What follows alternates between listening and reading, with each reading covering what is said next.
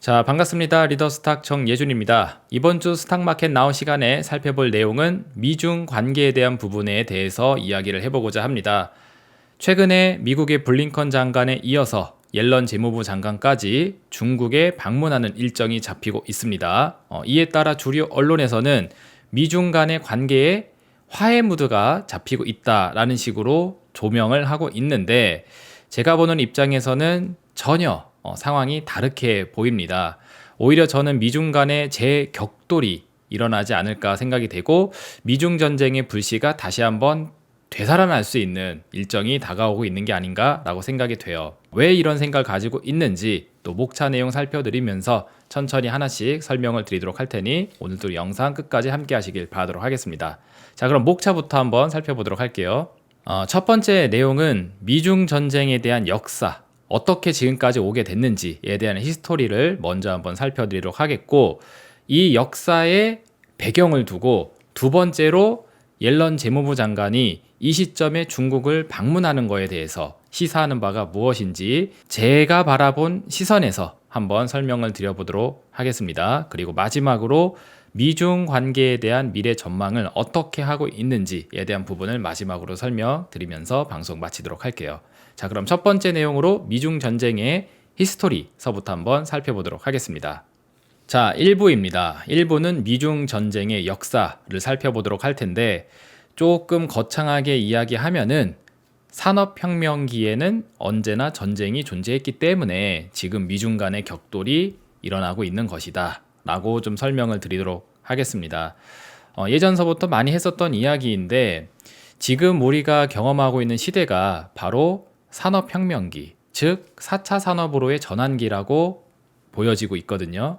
그리고 이 4차 산업의 기술적 패권지를 장악하기 위한 싸움이 미중 전쟁의 근원적인 이유이다 라고 보고 있어요. 이 내용을 좀 더 중점적으로 설명해 드리기 위해서 약간 거창하긴 한데 인류의 역사를 보는 느낌으로 자료 화면 한번 준비를 해 봤습니다.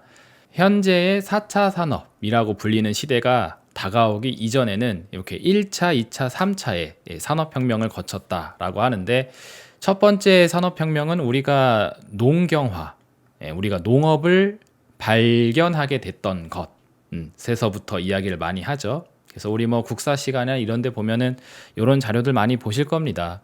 인류가 농업을 시작했다라는 그 근거로서 이런 농기구 같은 게 발견이 된다, 혹은 이렇게 토기 같은 거 있죠? 이런 토기 같은 게 발견이 된다 하면은, 이 지역은 농업을 했었던 지역이구나, 여기는 농사를 했었던 지역이구나, 그리고 그때가 몇 년 전으로 추정이 된다 하면은, 이 시대에 이곳은 농경지였다, 1차 산업혁명이 발생한 시점이었다, 이런 식으로 추정을 한다고 하잖아요. 그런데 이 농업의 증거물들이 발견되는 장소에서 같이 발견되는 게 뭐냐? 바로 이 오른쪽에 보이시는 이 무기입니다. 칼이 같이 발견이 돼요. 그러니까 우리가 수렵 생활을 하던 시절에는 옹기종기 모여서 서로 부둥켜 안으면서 맹수로부터 도망을 가기 위해, 살기 위해서 연합을 하면서 부족 사회를 살다가, 농업이라는 게 발견이 되면서부터 이제 잉여 생산물이 생기기 시작했고, 그 잉여 생산물을 이런 토기나 이런 데다가 담아놨는데, 이제 이 토기를 약탈해 버리려는 그런 자들이 나타나게 되게 되면서 무기라는 게 같이 발견이 되었고, 지키려는 사람도 무기가 필요한 거고 뺏으려고 하는 사람도 무기가 필요하니까요. 그래서 이 농경의 역사와 함께 시작이 된 게 인류의 전쟁의 역사이다 라고도 보고 있습니다. 그래서 조금 이제 범위를 확대해서 거창하게 이야기하면은, 이런 산업혁명 시기 때마다 이런 잉여 생산물이 많이 생기게 됐고, 사람이 욕심이 있다 보니까 그 욕심을 충족시키기 위해서 이런 전쟁의 히스토리가 생겼다. 그리고 2차 산업혁명기로 가게 되면서부터는 우리가 많이 이야기하는 게 바로 이 세계전쟁이 있었던 당시를 이야기합니다. 이 산업혁명 시기와 전쟁이 있었던 시기가 시대적으로 매칭이 돼요. 왜 이런 역사를 갖게 됐는지를 경제적으로 좀 풀이를 해보게 되게 되면은, 공업화 산업혁명이 일어나게 되게 되면서 물건을 짧은 시간 안에 굉장히 빨리빨리 만들어낼 수 있게 됐고, 대량 생산이 가능해지다 보니까 공급이 과잉이 된 겁니다. 그러다 보니까는 이걸 빨리빨리 소진을 해줘야 되는 상황이 되는 거예요. 그러니까 수요가 한정적인데 공급만 과잉이 돼버린 상황. 그러니까 남아있는 것들을 빨리빨리 소진을 시켜야 되는 상태가 돼버렸다라는 거죠. 그래서 그런 차원에서 이걸 빨리 소진시킬 수 있는 방안 중에 하나가 바로 전쟁이었다 라고 보는 견해가 실제로 존재를 합니다. 그래서 전쟁을 통해서 서로 싸울 수 있는 그 물자를 만드는데 이 에너지를 다 써버린 거죠. 자원을 다 써버리고 그렇게 해서 소진이 딱 되어버리게 되니까 적정 수요와 적정 공급이 매칭될 수 있는 상황으로 가게 되었다라는 겁니다. 그래서 역사적으로 보았을 때 산업혁명이 있었을 당시 전쟁이 있었다라는 거거든요. 그리고 뭐 3차 산업혁명으로 이야기하는 정보화 시대가 되면서는 이런 뭐 사이버 전쟁 이런 것들이 많이 또 거론이 됩니다. 예를 들어서 북한이 갖고 있는 핵무기를 우리가 원격으로 컨트롤할 수 있는 코드가 있다. 그래서 이걸 해킹을 통해서 우리가 그걸 빼앗아 버린다. 하게 되면은 그렇죠. 손 안 대고 코 푸는 격으로 북한의 핵 미사일을 우리가 스스로 없애버릴 수도 있는 겁니다. 그래서 이렇게 정보화를 통해 이 커넥션이 되는 그런 이제 시대가 되게 되니까는 그만큼 사이버 공간에서 막으려고 하는 자와 뚫으려고 하는 자 간의 이제 공방, 전쟁 이런 것들이 또 새롭게 생겨났다고 하죠. 그래서 어떻게 보면은 인류가 발전을 해오는 역사 속에서 전쟁이라는 것이 같이 공존을 해왔습니다. 너무 좀 이게 뭐 인문학적인 느낌이죠. 그래서 이번에도 우리가 경험하고 있는 시대가 새로운 산업이 동이 트는 시기이기 때문에 이걸 누가 장악을 할 것이냐. 마치 농경 사회로 치게 되면은 무기의 기술이 하이 퀄리티에 있는 그 집단들이 그 세대를 장악을 할 수 있는 것처럼 4차 산업에 필요한 기술적 지위를 장악을 해놓은 자들이 또 그 시대를 평정할 수 있기 때문에 이거 누가 할 건지를 가지고 다투는 그런 양상 속에서 생기게 된 게 미중 간의 격돌이었다라고 보는 게 제 생각이라는 겁니다. 요거를 조금 이제 디테일하게 좁혀서 들어가 보게 되게 되면은 다음 화면을 보여드리도록 할게요. 제가 과거에 이 한국의 반도체 산업 향후 3년간 좋을 일이 없을 것 같다라고 하면서 이 영상을 2021년도 당시에 업로드를 해드렸는데 이 영상이 올라갔었을 때 했었던 이야기를 오늘 다시 한번 해드릴 거예요. 여기서 했었던 이야기가 뭐냐면은 세계 경제가 지금 어떻게 돌아가고 있는지 그리고 어떻게 바뀌려고 하는지에 대한 부분을 설명해 드렸습니다. 거기에 대한 부분을 간단히 보시면 일단 현재까지 어떻게 왔는지에 대한 부분을 먼저 설명해 드릴게요.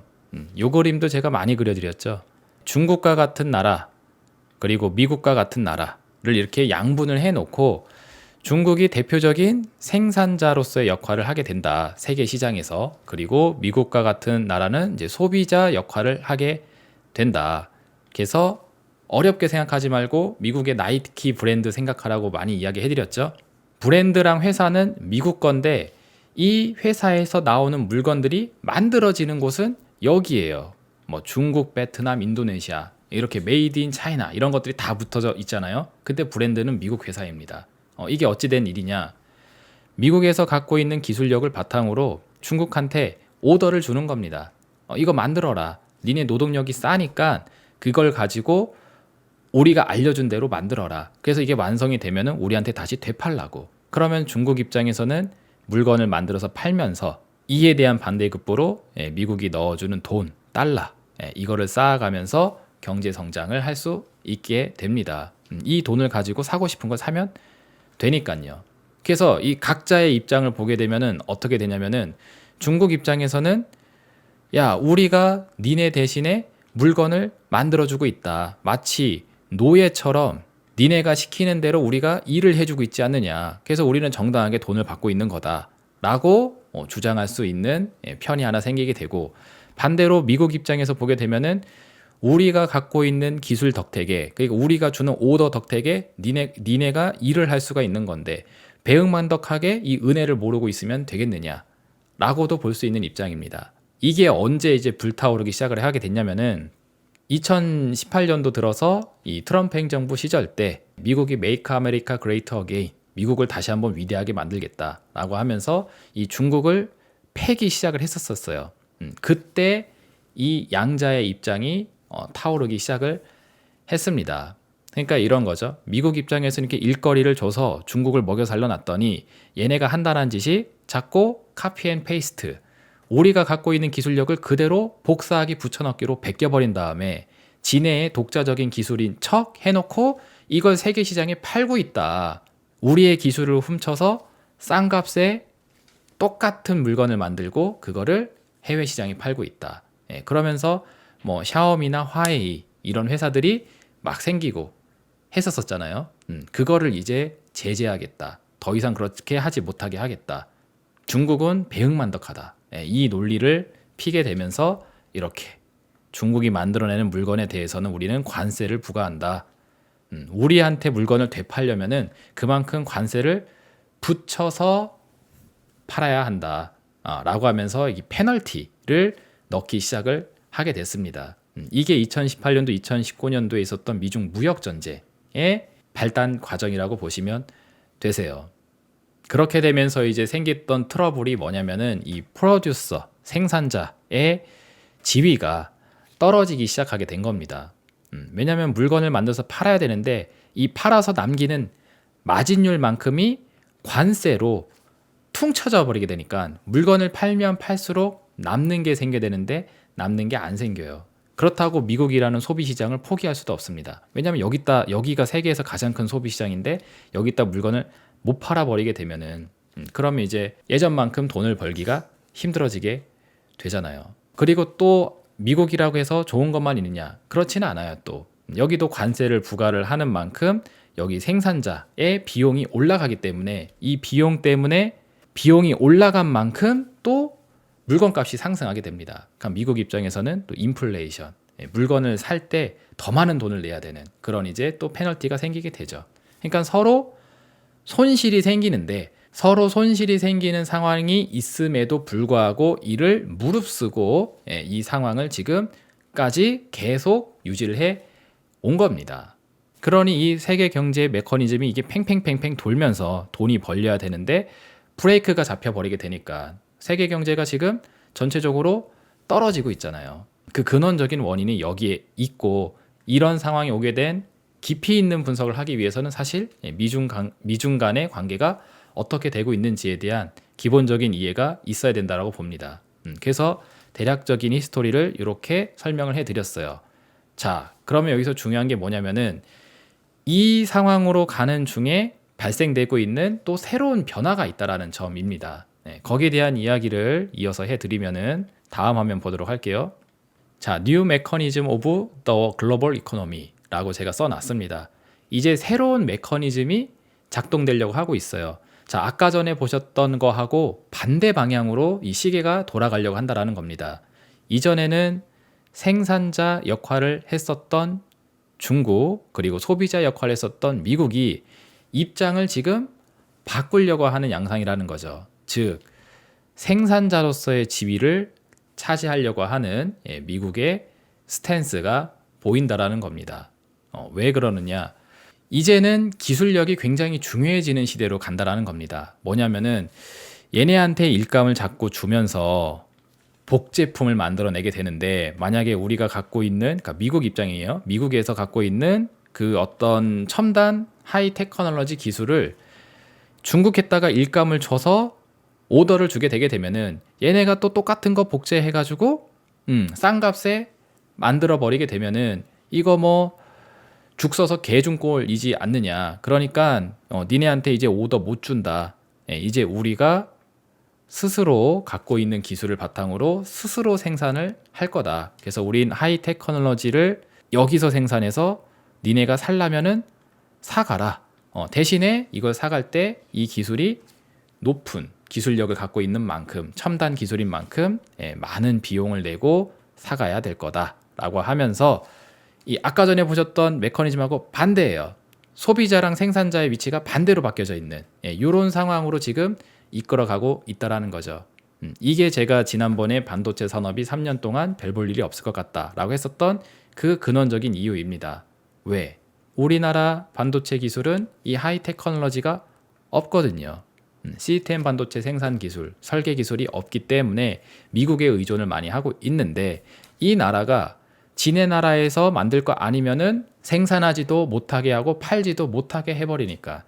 그러니까 이 나라가 갖고 있는, 미국이 갖고 있는 이 기술력을 바탕으로 물건을 찍어내려면은 니네가 이거를 가져가서 하는 게 아니라 여기 와서 해라 라는 겁니다. 그러니까 미국 내에 삼성전자가 공장을 짓는다 라는 그런 이야기들이 그런 배경에서 나오게 되는 거고, 그 변화를 해야 되는 시기, 그 리모델링 시즌이라고 제가 이야기를 했어요.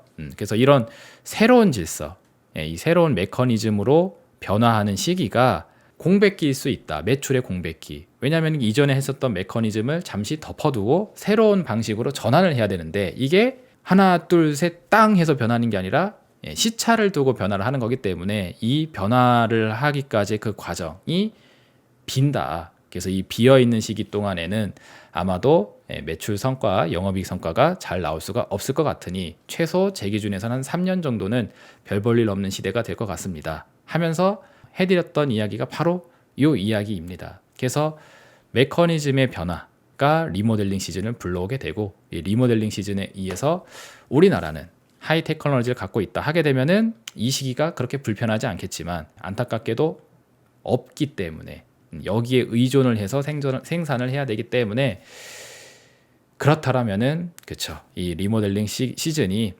상당히 좀 가혹할 수 있으니 거기에 대한 생각을 하시면서 반도체 산업을 보셔야 될 겁니다 라고 했던 겁니다. 그리고 그로부터 시간이 한 1년 반 정도 지나 있는 상태인데, 지금 돌이켜 보게 되면은 삼성전자 어닝 쇼크, SK하이닉스 어닝 쇼크 이런 것들이 그냥 나오는 게 아니다 라는 거를 이렇게 또 한번 생각해 볼 수 있겠습니다. 그래서 요렇게 미중 관계의 히스토리가 어떻게 되어 왔는지, 이에 따라서 글로벌 경기가 새롭게 지금 작동을 하려고 한다는 사실, 이런 거를 배경 지식으로 이해를 해 놓고 그 다음에 미중 관계가 지금 어느 단계로 가려고 하는지에 대한 부분을 생각해 보자라는 거죠. 여기서 조금만 더 딥하게 또 들어가 보시게 되면은 이 각자의 입장을 좀 쪼개서 한번 또 살펴보도록 할게요. 자, 먼저 기술적 우위를 점하고 있는 입장에서부터 먼저 살펴보게 되게 되면은 이런 이야기가 나오고 있습니다. 자국 중심의 생산 공급망 형성, 그래서 기술 패권을 장악하려고 하는 움직임이라고 제가 이렇게 써놨는데, 아까도 대략적으로 이야기를 했지만 이 하이 테크놀로지를 다른 나라에게 넘길 수 없다, 베끼게 할 수 없다. 그래서 여기서 해야 된다. 자국 중심으로 생산 공급망을 형성하게 해야 된다. 그러니 니네가 와서 여기서 만들어 가든지 말든지 해라. 우리의 감독하에, 우리의 통제하에, 이거거든요. 그러다 보니까는 지금 미국으로 가는 기업들이 국내에 계속 생기고 있어요. 특히나 여기 나온 기사를 샘플로 말씀해 드리면은 CJ 대한통운이라는 물류 회사가 미국에 6천억 규모의 물류센터를 세운다라는 그런 이야기가 나오고 있습니다. 그래서 미국 중심의 글로벌 공급망 재편에 대응하기 위한 전략적 투자이다. 미국이란 나라가 가고자 하는 그 목적지가 이거니까, 생산자로서의 지위로 변화하려고 하니까 그 변화에 맞춰서 이렇게 대응을 하겠다. 그래서 미국에다가 물류센터를 만들려고 한다라는 이야기가 나오고 있죠. 그러면서 탈중국, 미국 향이 거부할 수 없는 요구 조건이 되어 있다. 그러니까 중국으로 떠나라, 그리고 미국으로 와라, 그리고 여기다가 건설해라 라는 그게 요구 조건이 되어 있다는 거죠. 요구 조건. 어떤 배경에 의해서 방금 설명해 드렸던 생산자로서의 지위를 장악하려고 하기 때문에 여기서 만들어서 나갈 거니까 물류센터도 여기에 필요하고 생산 공장도 여기에 필요하다라는 거죠. 그래서 삼성전자도 유명하죠. 이거 미국의 텍사스 주에다가 반도체 공장 11곳을 지을 예정이다. 그래서 이게 한 2년 정도가 지나야지 이게 완성이 될 수 있을 거라고 해요. 그 시간 동안은 계속 리모델링 시즌이 될 수 있을 거라는 거죠.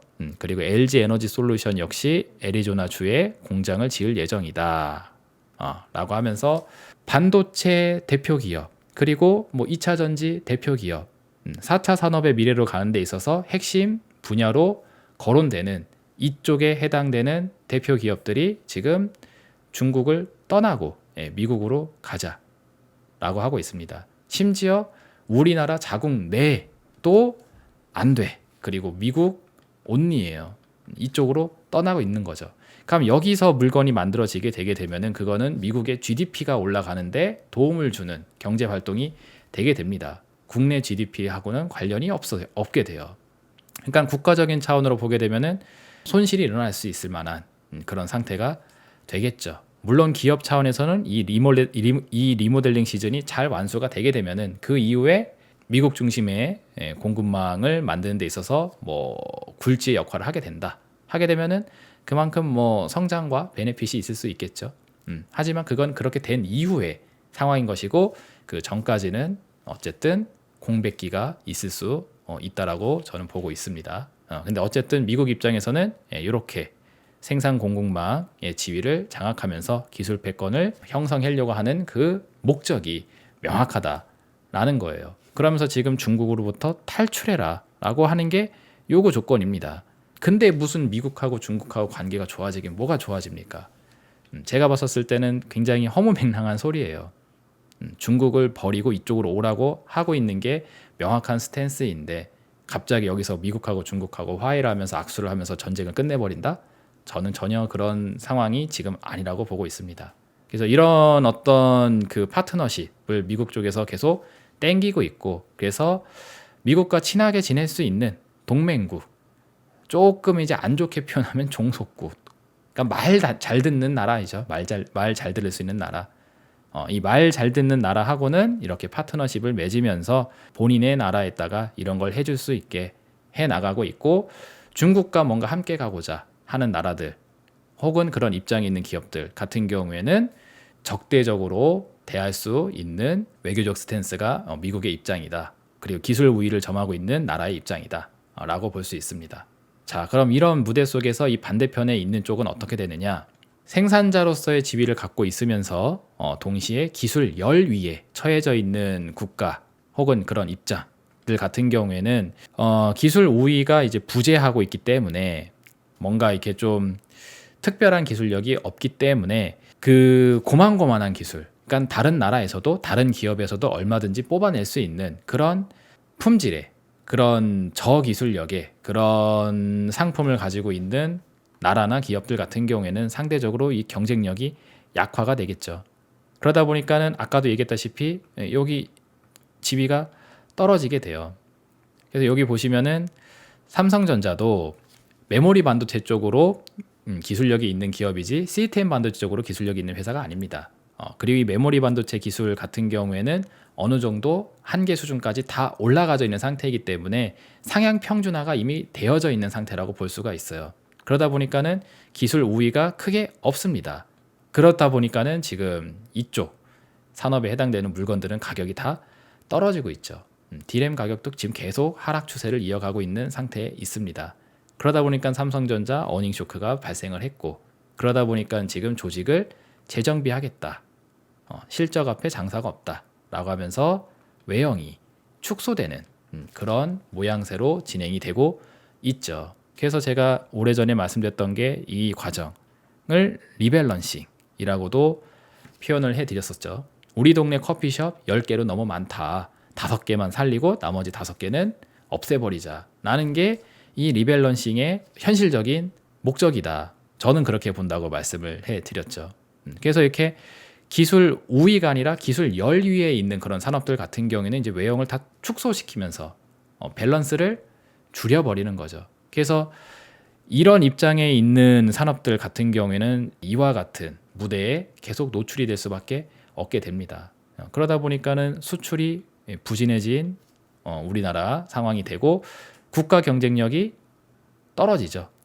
그러다 보니까는 올해 성장률도 1.6%로 전망을 했던 거를 1.4%로 이제 좀 하향 조절하는 모습이 이번 하반기에 또 나왔습니다. 7월 달이 되면서 이제 하반기가 시작이 되니까 올해 연말이 되었을 때 경제 성장률이 얼마가 될까라는 것을 좀 더 정확하게 예측을 할 수가 있잖아요.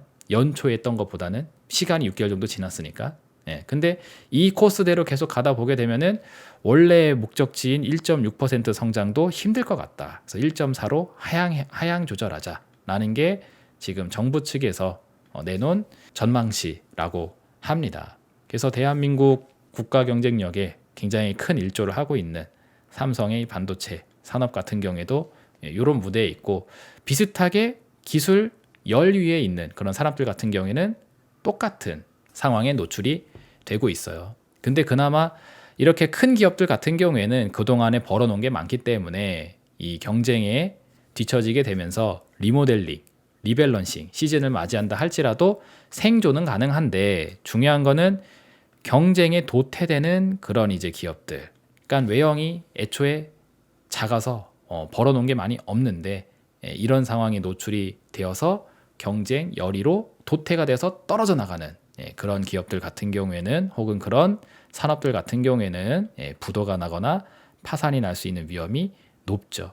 그래서 소비자적 차원으로 있는 미국 같은 나라나 생산자적 지위를 갖고 있는 뭐 우리나라, 중국 같은 나라나 양쪽 다 안 좋습니다. 근데 양쪽 다 안 좋은데 그 중에 더 안 좋아지는, 더 힘들어지는 쪽을 택하게 되게 되면은 바로 이렇게 생산자적 지위를 갖고 있는 나라들의 상황이 다 안 좋아지게 돼요.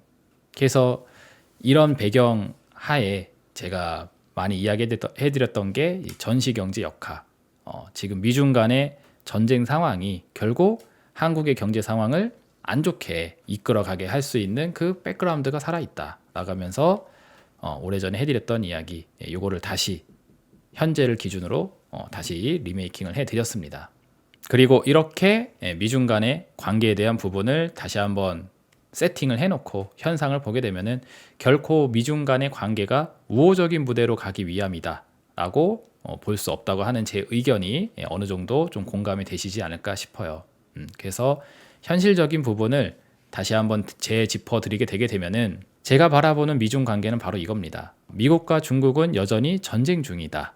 그리고 미중과의 이번 만남은 관계 개선의 목적이 있다고 저는 생각하지 않아요. 오히려 전쟁의 불씨를 다시 한번 되살리기 위해서 도발을 하는데 근본적인 목적이 있지 않을까라고 생각을 합니다. 자, 왜냐면은 바로 이겁니다. 제가 알고 있는 국제 질서에서는 화해가 없습니다. 무슨 말이냐? 여기 글 써놓은 걸 보시게 되면은 전쟁의 끝은 그냥 둘이 막 싸우다가 그냥 우리 서로 힘드니까 그만하자 라가면서 화해하면서 찾아오는 게 아니라고 봐요.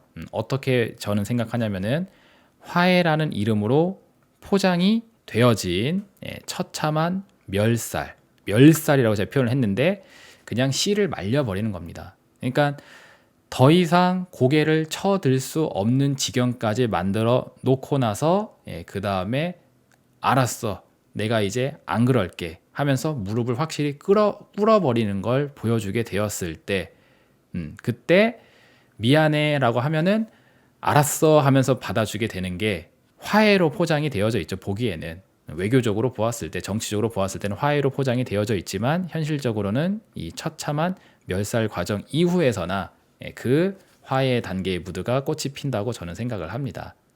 근데 저는 이게 아직 진행이 되지 않았기 때문에, 이게 오지 않았다라면은 갑자기 이 시점에서 미중 관계가 그냥 띵 하고 좋아진다 라면서 화해가 된다라는 것이 제 입장에서는 전혀 받아들여질 수 없는 의견이라는 거죠. 그래서 오히려 자꾸 이제 미국이 중국을 만나려고 하는 이유가 이 처참한 멸살의 시간을 땡기려고 이렇게 도발을 하기 위한 목적이 있지 않나라고 보는 거예요. 다소 좀 의아하게 생각될 수 있을 것 같아서 여기에 대한 부분을 좀 더 구체적으로 설명을 해드리려고 합니다. 거기에 대한 부분은 2부 시간으로 넘어가서 이어가 보도록 할게요. 자, 2부입니다. 자, 그래서 제가 바라보는 옐런 재무장관이 중국을 방문하는 거에 대한 진정한 의미의 시사점이 무엇인지에 대해서 한번 설명을 해보고자 하는데, 결론적인 이야기를 또 먼저 해드리면은, 그 옐런 재무장관이 중국을 가기 전에 디리스크라는 표현을 지금 많이 하고 있습니다.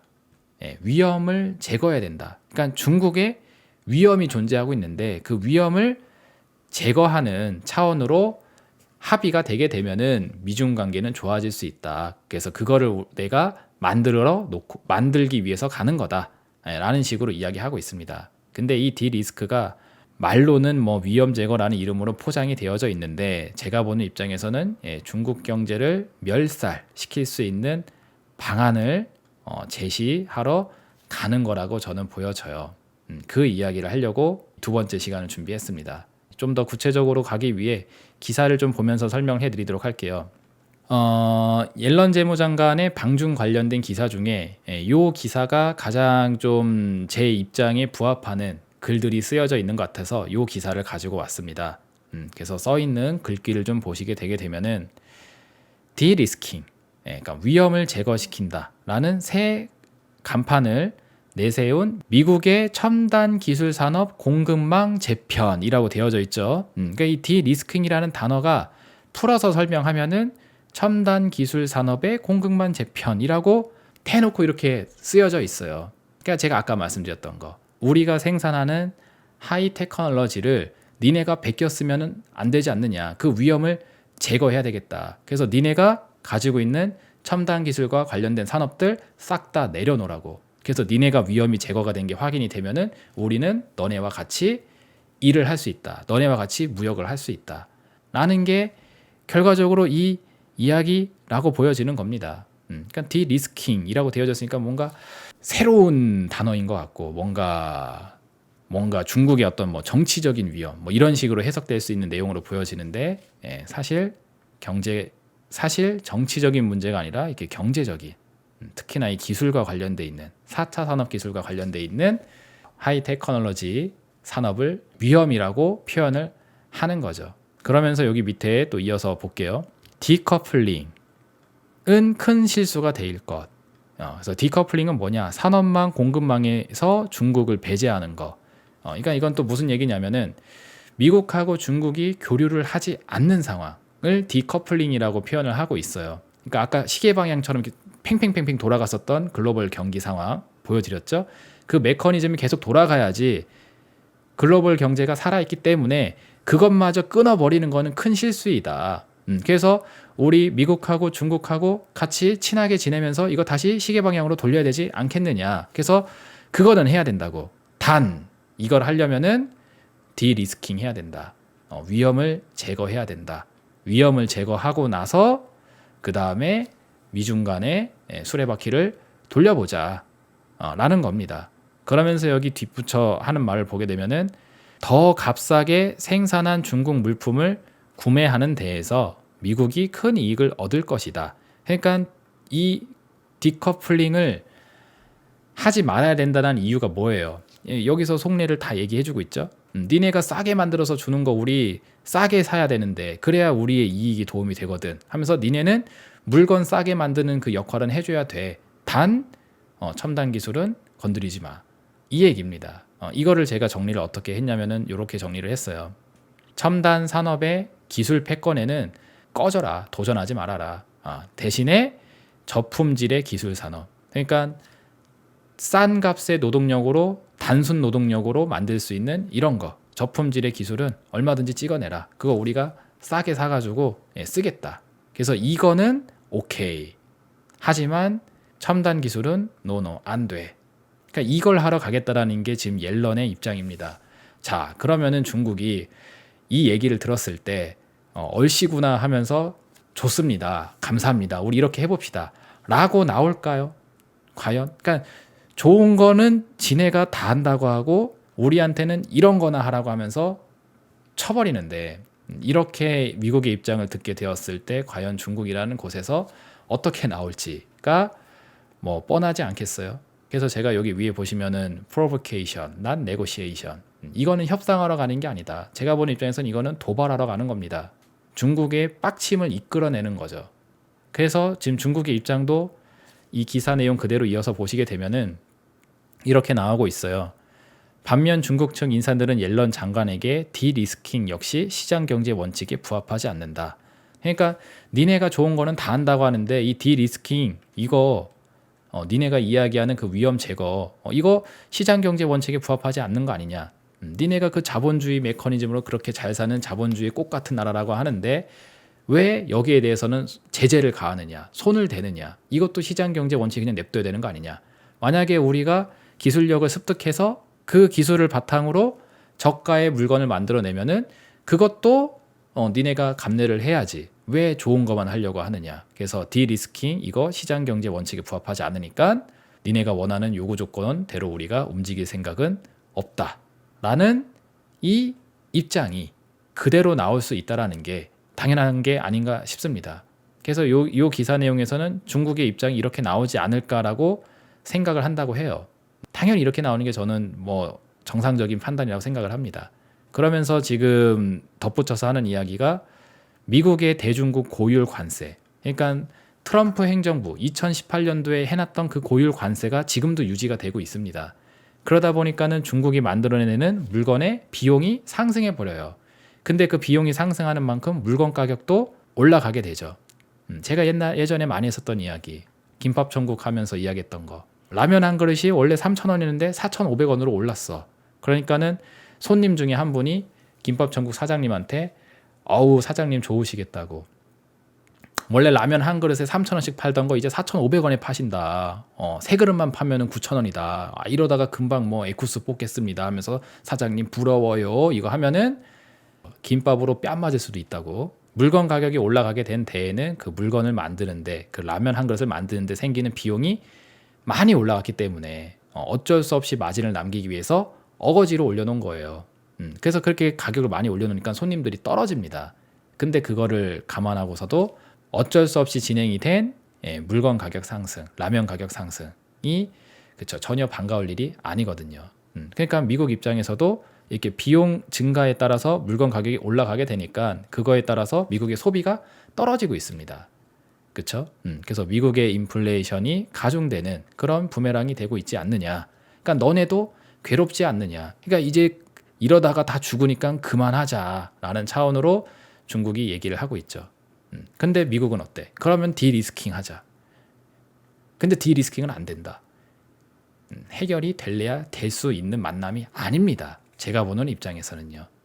그러면서 지금 또 옐런 장관이 또 여기서 덧붙여서 한 이야기가 뭐냐면은 중국의 반간첩법에 대한 것을 추진할 계획이 또 있다라는 거를 또 이 재무부에다가 또 살짝 또 흘려놨다고 합니다. 그럼 이 반간첩법은 뭐냐? 간첩, 뭐 스파이죠, 스파이.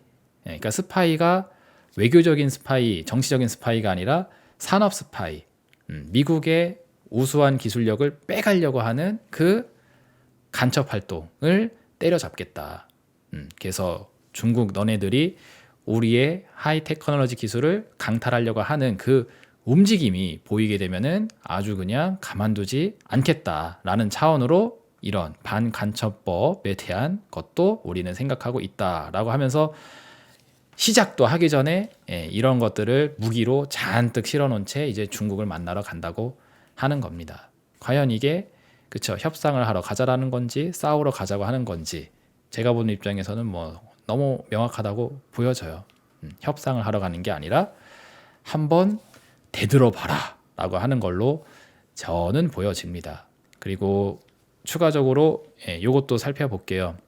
이렇게 미중 간이 서로 못 잡아먹어서 안달인 상황으로 진행이 되다 보니까 이 나오고 있는 또 대표적인 현상 중에 하나가 바로 이 환율입니다. 환율이 지금 1달러 대 7위안 수준이 이미 진작에 넘어가서 지금은 7.23 위안으로 지금 찍히고 있어요. 제가 이 영상을 제작하고 있는 현재 시간 오후 4시 30분 기준으로 찾아본 겁니다.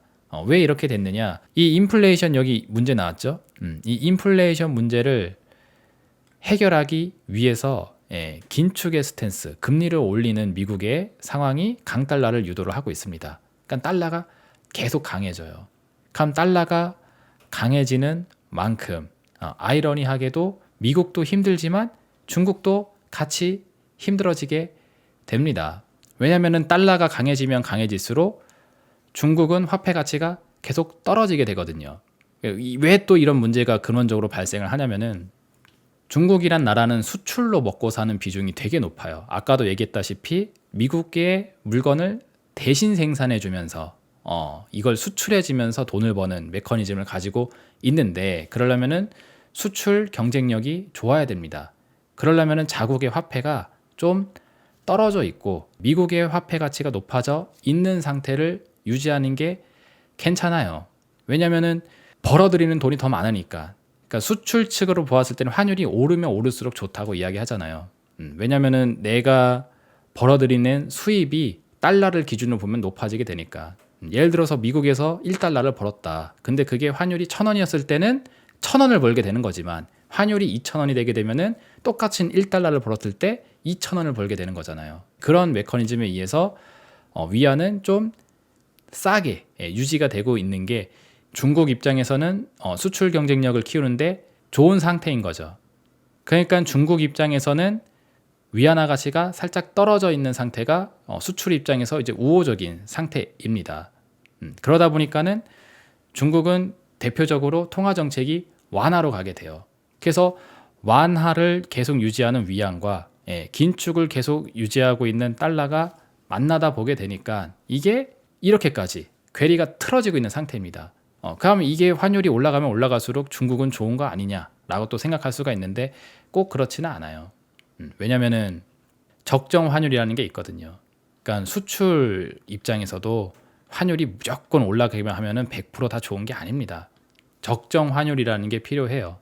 왜냐면은 얘네들도 물건을 외부로 구입을 해서 이거를 가공을 한 다음에 만들기 위해서는 이 물건을 가져오는 비용에 대한 부분도 있기 때문에 적정 환율 수준이라는 게 있습니다. 그래서 중국이 지금 적정 환율 수준으로 유지하려고 하는 게 7위안이라는 게 정설이에요. 그래서 이 환율 7위안 수준을 넘어가지 않게 관리하는 게 지금까지 중국이 해왔던 기본적인 스탠스였고 이 7위안이 깨졌을 때가 별로 없습니다. 미중 무역 전쟁 그리고 코로나 팬데믹 있었을 때 외에는 없었었어요. 근데 지금은 이 7위안이 진작에 뚫려가지고 이제는 7위안 밑으로 내려오지를 못하고 있는 상태로 이게 벌어져 있는 상태입니다. 그래서 우리 중국 뭐 제로 코로나 정책 한참 하다가 이번에 코로나 이거 막 다 끝나게 되면서 중국 경제 금방 되살아나면서 뭐 리오프닝 수혜주 뭐 이런 거 막 생길 거라고 한참 그런 분위기 있었었잖아요. 근데 지금 제로 코로나 정책이 끝난 지가 지금 수개월이 지났는데 중국 경제가 되살아나고 있다라는 징후가 그 어느 것 하나도 보이지 않고 있습니다. 이미 마탱이가 제가 보는 시선에선 갔어요. 그래서 지금 이 환율 수준도 1달러 대 7위안 수준이 진작에 넘어서 이 위에서만 놀고 있는 상태입니다. 그래서 이런 것들도 중국 입장에서는 약점이 되는 거죠. 그래서 이런 환율 문제에 대한 부분도 이야기하러 간다고 합니다. 그러니까 중국이나 미국이나 서로 각자가 무기를 가지고 있으면서 협상을 하자라고 만나는 게 이번 만남이라고 하는데 제가 봤었을 때는 그쵸. 무기를 가지고서 만남을 하는 게 이게 협상을 하러 가는 건지 싸우러 가는 건지 생각해 보면은 협상을 하러 가는 게 아니라 협박을 하러 가고 도발을 하러 간다라고 보는 게 알맞는 상황이지 않을까라는 겁니다. 이어서 또 볼 거는 주류 언론의 또 반응인데 재밌는 것 중에 하나가 이 중국의 입장 그리고 중국의 상황에 대한 부분을 상당히 좀 우호적으로 그려주려고 하는 분위기가 있는 것 같아요. 그래서 이 기사 이어서 보시게 되게 되면은 7월 4일 오늘 나온 기사인데 반도체 원료 수출 통제 옐런 방중 직전 카운터 펀치라고 하면서 기사가 나왔습니다. 이게 무슨 기사냐면은 중국이 선빵을 친 거예요. 옐런 장관이 오기 전에 야 아무래도 지금 미국이 엄청난 무기를 들고 우리를 협박하러 혹은 이제 도발을 하러 오는 것 같은데 우리가 가만히 당할 수는 없다 하면서 우리도 하나 던져 무기 하나 던져 한 다음에 던진 게 반도체 원료 수출 통제 중국에서 만들어지는 반도체 원료를 니네한테 안 주겠다. 그러니까 미국이 갖고 있는 첨단 기술을 바탕으로 뭔가 이렇게 뭐 AI 인공지능 칩을 만든다고 해볼게요. 근데 그걸 만들려면은 우리가 만들어낼 수 있는 이 반도체 원료가 필요할 텐데 우리가 이거 안 주겠다고. 그러면서 옐런 올 테면 와라 라고 하고 있습니다. 그렇죠. 그러니까 이것만 봐도 화해를 하러 가는 게 아니다라는 분위기가 확실히 좀 들죠. 근데 여기서 더 중요한 포인트는 이 매스 미디어가 이를 어떻게 보도를 하냐면은 마치 중국이란 나라가 위에 서서 우리 말 안 들으면은 이거 안 해준다 이런 느낌으로 조명을 하고 있다라는 거죠. 그리고 요것도 정치적으로 이걸 또 풀어서 볼 때는 시진핑 상석에 앉아서 블링컨을 만났다. 얼마 전에 블링컨 장관이 중국에 왔었을 때 예전에는 폼페이오 때하고는 다르다. 그러니까 미중 무역 전쟁 있었던 그 2018년도, 2019년도에 폼페이오 장관이 갔었을 때는 폼페이오가 상석에 앉고 시진핑이 밑에 앉았었나 봐요. 그래서 미국의 폼페이오 말을 중국의 시진핑이 앉아서 듣는 듯한 그런 느낌의 어떤 무대였다라면 이번엔 거꾸로 시진핑이 상석에 앉았다. 그리고 블링컨이 아래에 앉았다. 그래서 중국이 뭔가 미국한테 이렇게 해야 된다, 저렇게 해야 된다라고 하면서 뭔가 이렇게 좀 오더를 내리는 듯한, 뭔가 지휘를 하는 듯한, 이 협상에 우위를 점하고 있는 듯한 그런 식의 스탠스로 뭔가 바라보게 하는 그런 이제 주류 언론의 분위기가 형성이 되고 있습니다. 저는 이것도 한번 바라볼 만한 필요가 있다고 봐요. 여기 마치 중국의 협상의 우위를 점한 듯한 뉘앙스로 미중 관계를 해석하게 만들고 있다라는 거죠. 이게 왜 의미 있게 저는 해석이 되냐면은 현실을 보면 돼요. 현실적인 상황을 바라보게 되었을 때 2018년도서부터 시작된 고관세 정책에 의해서 중국은 수출 경쟁력이 완전히 망가졌다고 저는 봅니다. 제 입장에서는 그래요. 그러니까 돌이킬 수 없는 강을 건너버린 상태. 왜 그러냐면은 이게 2018년도부터 지속이 되다가 2020년 때는 또 코로나 팬데믹 터졌습니다. 이거 터지면서 중국은 아주 강력한 그 방역 정책을 한다고 하면서 밖에도 못 나가게 하고 공장이 못 돌아가게 막아버렸었잖아요. 그러면서 경제가 멈춰있던 시간이 굉장히 길게 됐어요. 그래서 힘들어져 있는 상태, 경제적으로. 근데 여기다가 플러스 알파로 러시아하고 우크라이나하고 전쟁이 또 터지게 됐죠. 그러면서 러시아란 나라는 중국하고 어떤 이제 사회주의 이념으로 보았을 때 동맹 국가, 좀 우호적인 국가입니다. 그러니까 같은 편상에 서 있는 국가예요. 근데 그 한쪽 친구인 러시아가 우크라이나하고 전쟁을 하는 바람에 지금 힘이 꺾여져 있는 상태가 되고 있죠. 거기에다가 또 플러스 알파 반중 정서, 코로나 팬데믹 이런 문제, 그리고 뭐 경제 위기 문제, 이런 것들이 다 중국 때문이다. 니네 때문이다. 니네가 그 바이러스 관리를 잘못해서 이 지경이 난 거 아니냐. 이런 식의 정서들. 그리고 니네가 자꾸 복제품 만들어서 기술 빼돌리려고 한다. 니네는 카피 앤 페이스트밖에 못하는 그런 이제 저급한 곳이다. 뭐 이런 관점에 이제 중국을 바라보는 눈빛들, 이런 이제 반중 정서들이 세계적으로 많이 퍼지게 되게 되면서 글로벌 경쟁력이 정치적으로 봐도 그렇고 지정학적으로 봐도 그렇고 그리고 경제적으로 봐도 그렇고 많이 떨어져 있는 상태라고 봅니다. 현실적인 상황을 보았을 때. 그래서 저는 이 중국의 경쟁력은 과거의 명성을 잃은 지가 이미 오래 전이라고 보고 있어요. 그래서 이 매스미디어의 시선이 좀 저는 달리 보입니다. 제가 이렇게 밑에다 써놨죠. 격차가 벌어져 있다고 저는 봐요.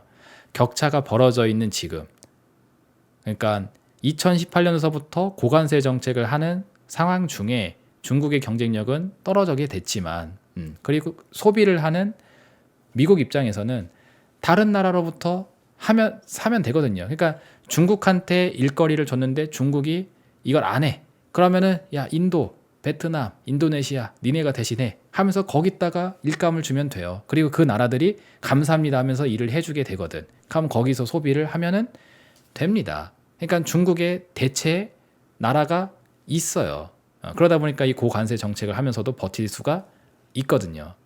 그리고 코로나 팬데믹 터졌을 때 중국은 제로 코로나 한다고 하면서 문을 다 닫아버렸지만 미국은 자기네 기업들이 만들어낸 백신들 자국부터 도입을 하게 되면서 빨리 팬데믹으로부터 벗어나게 됐고 경제를 빨리 정상 궤도로 돌려놓는 시도를 하게 됐습니다. 전 세계에 다 백신 팔아서 돈 벌었죠. 그러면서 경제도 빨리 시작을 했죠.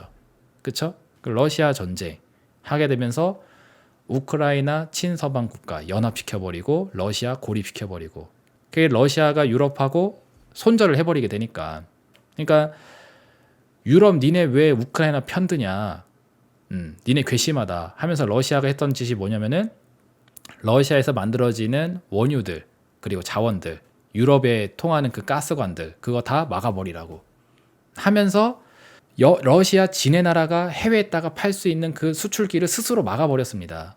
그러니까는 반사이익으로 미국이 갖고 있는 그 원유들 그리고 자원들이 유럽으로 넘어가서 러시아가 팔지 않는 그 자원들 우리가 대신 해줄게 하면서 물건 팔았죠.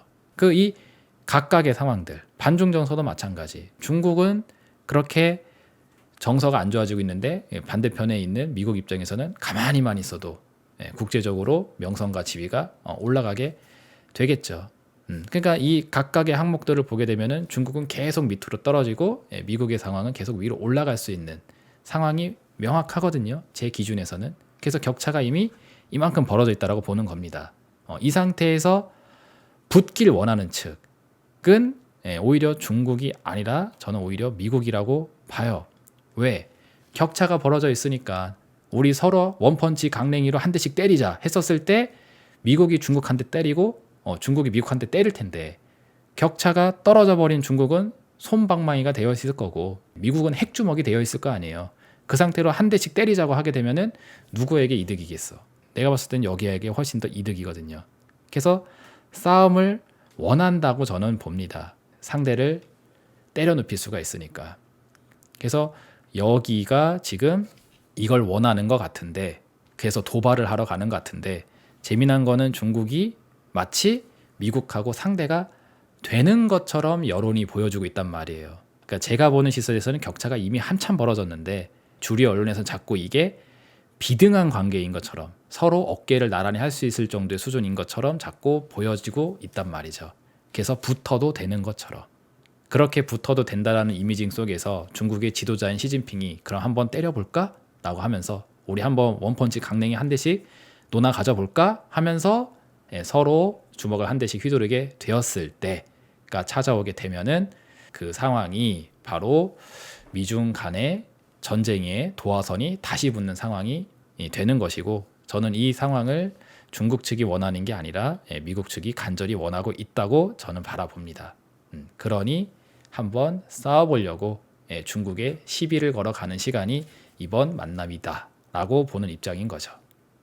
자, 그럼 이제 마지막으로 제가 바라보고 있는 이 시선이 맞다라면은 미중 관계에 대한 미래 전망이 어떻게 될 것인지에 대한 부분까지도 생각을 해볼 수가 있는데 거기에 대한 또 결론적인 이야기를 해드린다라면은 여기 밑에 써드린 대로 코너에 몰린 쥐는 고양이를 공격한다 라는 이야기를 해드리려고 합니다. 그러니까 이 열 위에 있는 측이 한번 싸워도 되는 것처럼 착각을 한 다음에 한번 원펀치를 놓아 가졌다가 내가 상대가 안 되는구나 라는 걸 깨닫게 되었을 때 이미 스타트를 해버렸잖아요. 근데 이제 와서 그만하자 라고 해봤자 안 됩니다. 그러니까 서로 다이다이를 뜨기로 해놓고 한 대 맞은 다음에 그만 때려 나 이제 안 할래 라고 해봤자 이미 시간은 넘어가 버렸다는 거죠. 그렇게 되게 되면은 이렇게 처맞나 저렇게 끝나나 안 되겠다 싶어서 나도 한번 있는 힘껏 저항을 해보자, 주먹을 휘둘러 보자 라고 하면서 그쵸, 공세를 오히려 더 강하게 할 수도 있다라고 보는 겁니다. 그럼 이제 이 상황이 쉽게 끝나지 않고 점입가경으로 가게 될 수 있다라는 거죠. 자, 여기에 대한 케이스 스터디를 하기 위해서 제가 하나 또 과거 사례를 준비를 했는데 전쟁이라고 제가 표현을 했으니까 실제 총칼이 왔다간 전쟁 상황을 한번 비유를 한번 해보도록 하겠습니다. 2차 세계대전 중에 독일. 제가 이것도 여러 번 설명을 해드렸었죠. 제가 어렸을 때 영화나 이런 거를 좋아했었어 가지고 2차 세계대전과 관련돼 있는 영화를 굉장히 많이 봤는데 그걸 볼 때마다 제가 들었던 생각 중에 하나가 아니 히틀러라는 양반이 그렇게 희대의 악마 새끼이고 진짜 쳐 죽일 양반이다 라고 하게 되면은 이들을 따르는 독일인들은 무슨 생각으로 이 지도자를 따르는 건가 이런 생각을 많이 했었어요. 그냥 뭐 언변이 뛰어나고 뭐 그래서 뭐 그렇다고 하는데 과연 그게 전부일까 라는 생각을 해봤던 거죠. 그리고 나중에 시간이 지나서 뭐 조금 깊이 있게 공부를 살짝 해보게 되니까는 이런 경제적인 배경이 있습니다. 1차 세계대전에 패전을 한 국가 이 독일에게 막대한 전쟁 배상금을 요구를 하게 됐어요.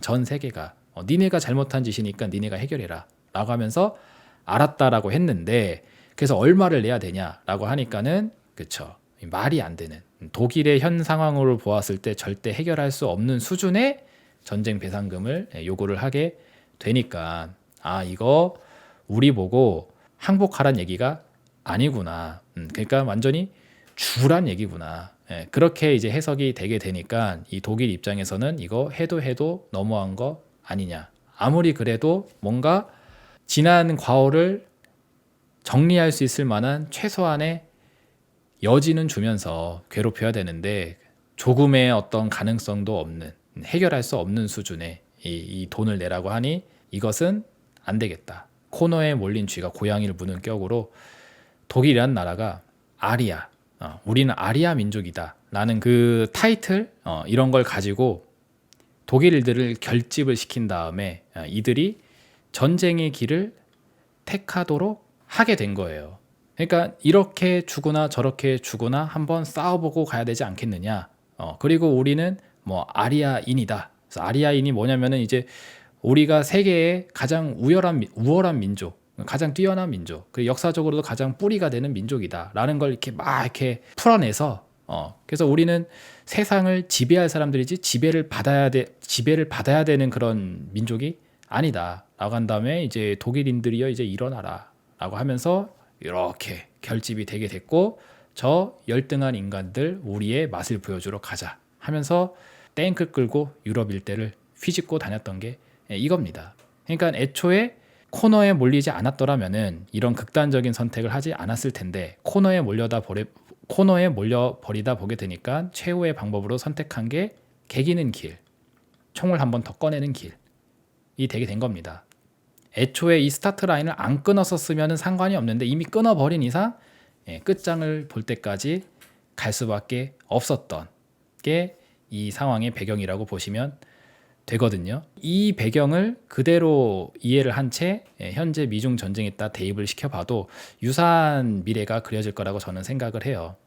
중국도 보시면은 그런 게 있잖아요. 우리가 어떤 민족이냐, 뭐 50개 뭐 소수 민족들이 연합이 돼서 뭐 이름 자체가 중국, 세상의 중심, 중앙에 있는 센터에 있는 나라이다라고 하면서 그 자국에 대한 민족성에 대한 부분을 고취시키고 이 독일이 그랬던 것처럼 마찬가지로 중국도 공산당이라는 독재 정권으로 운영이 되는 시스템이잖아요. 그렇죠? 그래서 강력한 리더십을 보여줄 수 있는 그 지도자 하나가 이렇게 결집을 시킨 다음에 이런 길을 택하러 나아가게 되는 선택지가 이런 도발을 맞이하게 되었을 때 그리고 수세에 몰리게 되었을 때 중국이란 나라가 선택할 수 있는 거의 뭐 유일한 답안지지 않을까라고 저는 개인적으로 생각을 합니다.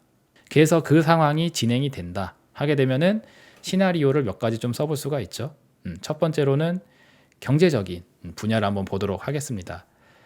이 중국의 진격이 일어나게 된다 하게 되면은 경제적으로는 이런 상황이 나오게 되겠죠. 아까 전에 보셨던 기사에서 미국한테 반도체 원료 니네 안 준다라고 미리 선빵을 쳤잖아요. 그거랑 마찬가지로 중국에서 나오는 모든 원자재 공급을 세계 시장에 내놓지 않겠다. 이거를 갖고 싶으면 우리를 도와라. 우리 편에 서라. 미국 편에 서지 말고 중국 편에 서라 라고 하겠죠. 러시아도 같은 길을 택했었잖아요. 러시아에서 만들어지는 원유, 가스 이거 받고 싶으면은 러시아를 택해라 했는데 유럽인들이 우크라이나를 택하고 그 러시아가 안 팔아주는 그 원유하고 가스를 미국이 대신 팔아줬잖아요. 그렇게 되면서 진행이 됐던 것처럼 중국도 얘네가 갖고 있는 무기가 자원이기 때문에 이 자원을 무기로 공급 차단한 상황을 유도할 수 있겠죠. 그럼 미국이 이거를 그냥 가만히 바라보겠어요? 싸움을 원하고 있었던 입장에서는 옳다구나 하면서 반격을 해버리게 되겠죠. 그럼 반격기로 쓸 수 있는 게 고관세 정책을 그대로 유지하게 될 것이고 그러면은 니네 원자재 안 줘? 그러면 우리가 갖고 있는 핵심 기술 니네 못 써. 니네 나라만 빼고 다른 나라에만 줄 거야. 그래서 핵심 기술 산업에 필요한 것들 우리가 군사적으로 행동을 할 때도 이제 핵심 그 첨단 기술이 필요해지잖아요. 요새 전쟁은 뭐 드론 가지고 막 암살하고 막 그러는 전쟁으로 가는 것 같던데 그래서 그런 고차원적인 군사 기술을 또 쓰기 위해서는 이런 게 또 필요합니다. 근데 이런 거 니네는 안 돼. 그리고 우리 편에 서는 나라들은 이거 논아줄게 하면서 그쵸 또 편가르기를 할 수 있게 되겠죠. 그래서 중국과 미국이 이러한 스탠스로 서로 줄다리기를 해버리게 된다 하면은 세계 경제에서는 또 다시 한번 공급 충격 상황이 다가오게 됩니다. 왜냐면은 여기는 핵심 기술의 공급을 차단해 버리고 여기는 원자재 공급을 차단해 버리니까. 아까 전에 그려졌던 그 시계가 팽팽팽팽 도는 그 그래프가 돌아가야지 되는데 공급 충격으로부터 이게 다 브레이크가 걸려버리게 되게 되면은 돌아가질 못하게 되는 거죠. 이 양국이 전쟁을 하는데 이게 어떻게 돌아가게 되겠습니까? 그러면 공급 충격 상황은 이제 또 비용을 증가시키죠. 그럼 물가가 올라가게 되고, 그럼 물가가 올라가게 되게 되면 이것도 잡겠다고 또 물가 안정을 위한 긴축, 지속. 그러니까 고금리 상태를 지속하면서 물가를 잡겠다고 하면서 완화 정책을 하지 못하는 상황이 되게 되면은 또 경기 침체가 가속될 수 있는 상황으로 가게 됩니다. 그래서 미중 간의 격돌이 공급 충격으로 또 이어질 수가 있게 되는 거예요. 2022년도 작년이죠. 작년도 러시아하고 우크라이나가 전쟁하면서 이 꼴이 나지 않았습니까? 그 러시아에서 생산되는 그 많은 자원들 공급 차단되고 우크라이나에서 만들어지는 그 많은 농산품들 그런 것들 수출길이 다 막혀버리죠. 그렇게 되니까 요 메커니즘에 의해서 공급 충격, 물가 상승, 긴축 지속, 경기 침체 이게 돌아가게 됐었는데 러시아하고 우크라이나하고 싸웠는데도 고지경이었는데 중국하고 미국이 이런다 하게 되면은 사이즈가 더 크겠죠. 그래서 경제적으로는 이러한 상황에 대한 생각을 해볼 수가 있겠고 그리고 전쟁, 그러니까 지정학적으로 진짜 말 그대로 그냥 실제 전쟁 이런 시나리오도 생각을 해보게 되면은 중국을 중심으로 한 화약고가 어디에 있는지를 한번 생각을 해볼 수가 있습니다. 중국을 중심으로 하는 화약고를 보시게 되면은 우크라이나하고 러시아 요거 이미 세팅이 되어져 있죠. 러시아, 우크라이나 이 중국이 국경을 가까이 두고 있기 때문에 여기서 문제가 더 세게 생겨버리게 되면은 이에 따른 피해가 중국까지 이어질 수 있고 그리고 중국 내 상황으로 보게 되면은 이 신장 위구르 지역, 중국의 이제 서쪽 끝에 해당되는 이 지역이 항상 종교 분쟁 때문에 독립운동을 하고 있는데 이게 화약고로서 터질 수도 있는 상태이고 그리고 제일 유력한 거는 여기 남중국해 이전에도 많이 이야기했었죠. 중국이라는 나라가 바닷길을 통해서 외부로 나가기 위해서는 선택지가 여러 가지가 있는데 그 중에서도 이쪽의 활로를 뚫어놔야 되는데 이 대만이란 나라가 중국하고의 정서가 완전히 틀어져 가지고 대만이란 나라가 강력한 독자적인 지위 우리는 중국의 소수민족에 해당되는 곳이 아니다. 우리는 독립된 따로 분리된 나라이다 라는 거를 계속 어필을 하게 되면서 미국의 지원 아래에 있는 상태인데 여기에 불이 붙어버리게 되게 되면은 그쵸 미중 간의 대리전이 일어나기 굉장히 좋은 그런 공간이 되겠죠. 그리고 홍콩도 중국의 반환이 예전에 됐었었는데 홍콩도 공산주의 체제 안에 못 있겠다. 우리는 과거의 자유를 원한다 라고 하면서 여기서도 독립운동 이런 것들이 또 일어나게 되면은 이런 지역들이 또 중국 내에서 터질 수 있는 전쟁의 화약고가 될 수 있습니다. 그래서 가만히 보면은 미국 주변에 화약고는 없어요. 근데 중국 주변에 화약고는 되게 많습니다. 그러니까 뭔가 전쟁의 불씨가 터져버린다 하면은 중국 주변의 화약고에서 이게 터져버리게 될 텐데 그러면 여기서 터지는 문제들이 중국을 중심으로 지정학적 리스크가 생기게 되지 미국을 중심으로 생기지가 않아요. 그러면은 이런 무대를 또 만들기가 좋고 이런 상황이 또 찾아오게 되게 되면 또 마찬가지로 전쟁을 하게 되면은 경제가 올 수도 빕니다. 그러면 이제 각국이 만들어내고 있었던 그런 생산품들이 또 공급 차단 되게 되고 또 비용 올라가고 물가 상승하면은 또 긴축 지속해버리고 고금리 상태에 지속되고 그러면은 경기 침체 가속 또 될 수 있죠. 그야말로 전쟁으로 가게 되면 이런 상황이 올 수 있어요. 그리고 또 한 가지 제가 많이 강조드렸던 파트가 또 있는데 바로 그게 이겁니다. 환경이란 이야기도 지난 수년 동안 계속 제가 많이 강조를 하고 있어요.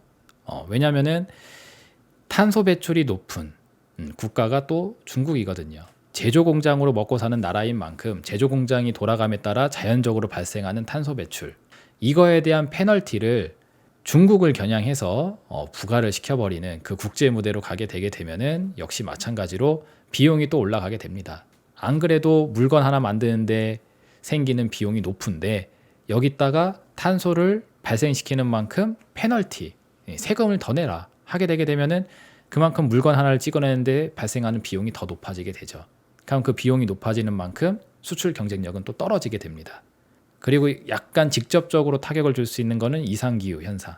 그러니까 뭔가 물난리가 난다든지 가뭄이 난다든지 하는 일련의 그런 과정에 의해서 중국에서 만들어지는 많은 농산품들, 이런 것들의 작물 재배가 어려워지게 된다든지 등등의 상황이 또 찾아오게 되게 되면은 농산품 가격 상승을 또 유발하게 돼요. 그럼 이 농산품은 1차 생산 재화이고 필수재입니다.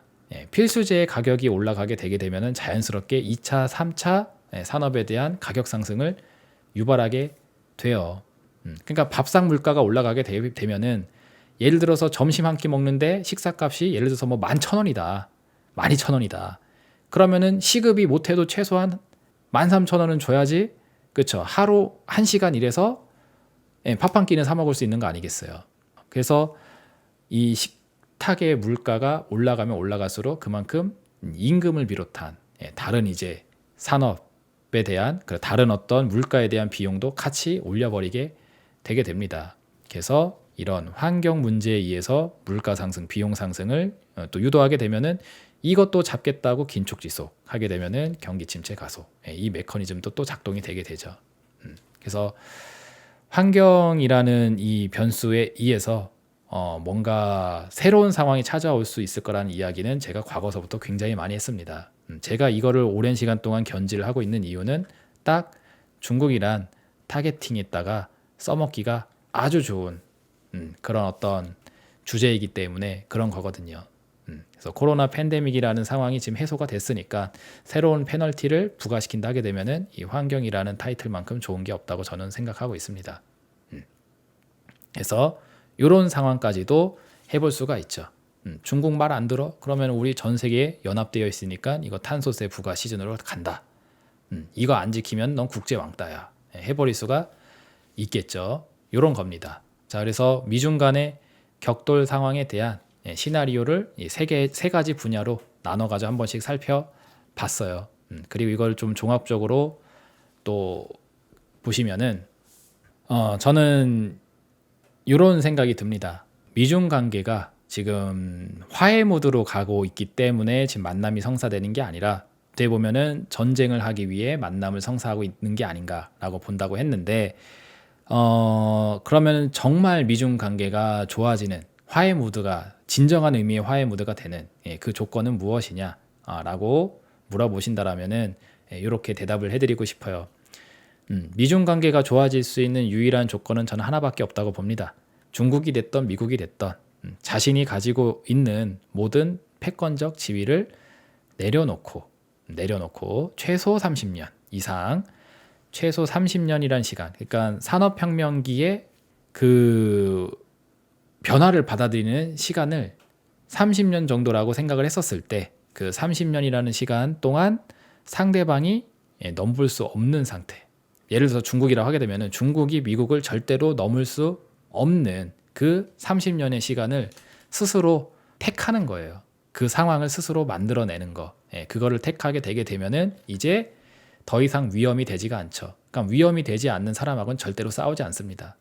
여러분들 파리하고 모기하고 싸우나요? 파리랑 모기는 잡는 거지 파리랑 모기랑은 싸우는 대상이 안 됩니다. 왜? 나한테 해를 준다고 하지만 그래봤자 그 파리 모기는 나를 싸워서 이길 수 있는 존재가 안 되거든요. 그러면 싸움이 일어날 일이 없는 거죠. 그러면 그게 평화의 시대가 되는 거라고 저는 봐요. 그래서 그 길을 택하도록 하게 하는 것이 미중 관계가 좋아질 수 있는 유일한 조건이고 그것을 지금 미국 입장에서 원하고 있는 게 아닌가라고 생각을 합니다.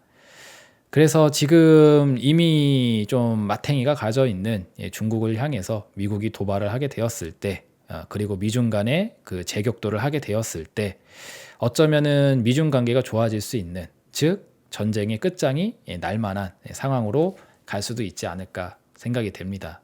그러면 이 상황이 온다라는 것은 한편으로 보면 이제 참혹한 위기일 수도 있지만 다른 한편으로 또 생각해 보게 되면은 일생일대의 절호의 기회가 될 수도 있겠죠.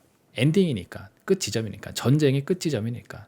그리고 이거를 꼭 투자적인 관점으로 보는 것이 아니라 좀 국가적인 차원으로 생각을 했었을 때도 한중일 3개국 중에 한국 입장에서는 정말 큰 찬스가 되지 않을까라고 많이 생각을 하고 있어요. 예전에 제가 한반도의 광명 이런 이야기 하면서도 많이 말씀드렸던 내용인데, 여기서 중국을 끌어내리게 되게 되면은 결코 저는 미국하고 일본이 파트너십을 맺으면서 굳건한 관계가 될 수 없다고 보는 입장입니다. 이전에 커뮤니티에다가도 그런 얘기 해드렸죠. 8월 15일이라는 날짜 기억하시고 영화 오펜하이머가 개봉을 하는 시간이 또 공교롭게도 8월 15일로 세팅이 되어져 있다. 일본이라는 나라 입장에서는 굉장히 굴욕적인 시간이고 우리 입장에서는 빛을 되찾는 광복의 시간인데, 그때의 역사를 기억하면서 미국이란 나라가 일본을 바라보는 스탠스가 결코 우호적이지 못하다라고 저는 보고 있습니다. 가면은 한중일 3개국 중에, 동아시아 3개국 중에 중국 떨어져 나가고 일본 떨어져 나가면은 그렇죠. 우리에게 기회가 많이 있을 거라고 저는 봐요. 그래서 지난 한 2000년 정도의 역사를 보았을 때 한중일 3개국 중에 한국이 1등이라는 히스토리를 써본 적이 별로 없습니다. 중국이 강할 때는 중국한테 눌리고 일본이 강했을 때 일본한테 눌리고 했었었는데, 앞으로의 한 2000년의 역사 속에서는 한국이라는 나라가 중국, 일본을 발밑에 둘 수 있는 시간도 되지 않을까라고 저는 개인적으로 생각을 하고 있는데, 그런 차원으로 보았을 때도 절호의 찬스이자 위기라고 생각을 합니다. 그래서 위기 속에 잘 생존을 하시게 되면 기회도 잡을 수가 있겠죠. 그래서 투자 관점으로 보면은 이런 시즌이라고도 보여지고, 국가적인 차원으로 보게 되면 봐도 이런 시즌이라고 보여지니까, 제가 해드리는 이 마이너틱한 이야기를 잘 참고하셔서 부디 위기를 잘 넘기셔서 생존하시고 기회를 잡을 수 있는 그런 분들이 되시기를 바라도록 하겠습니다. 자, 이렇게 정리 말씀드리면서 오늘 준비한 영상 마치도록 하겠고요. 다음 주에 또 새로운 내용을 가지고 만나 뵙도록 할 테니 구독, 좋아요, 알림 설정 유지해 놓으시고 리더스탁과 다음 주에도 함께 하시길 바라도록 하겠습니다. 감사합니다.